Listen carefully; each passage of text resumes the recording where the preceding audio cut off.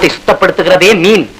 அதை போல என்னை குற்றவாளி என்கிறார்களே, இந்த குற்றவாளியின் வாழ்க்கை பாதையிலே கொஞ்ச தூரம் பின்னோக்கி நடந்து பார்த்தால் அவன் கடந்து வந்துள்ள காட்டார்கள் எவ்வளவு என்று கணக்கு பார்க்க முடியும்.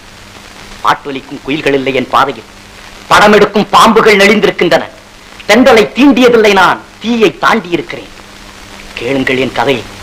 தீர்ப்பு எழுதுவதற்கு முன் தயவு செய்து கேளுங்கள். தமிழ்நாட்டிலே இந்த திருவிடத்திலே பிறந்தவன் நான். பிறக்க ஒரு நாடு, பிழைக்க ஒரு நாடு. தமிழ்நாட்டின் தலையெழுத்துக்கு நான் விதிவிலக்கா?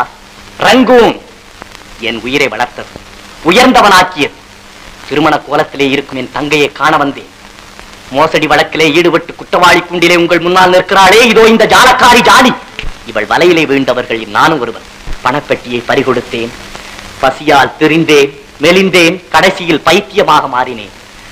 காண வந்த தங்கையை கண்டேன் கண்ணற்ற ஓவியமாக, ஆம் கைம்பெண்ணாக.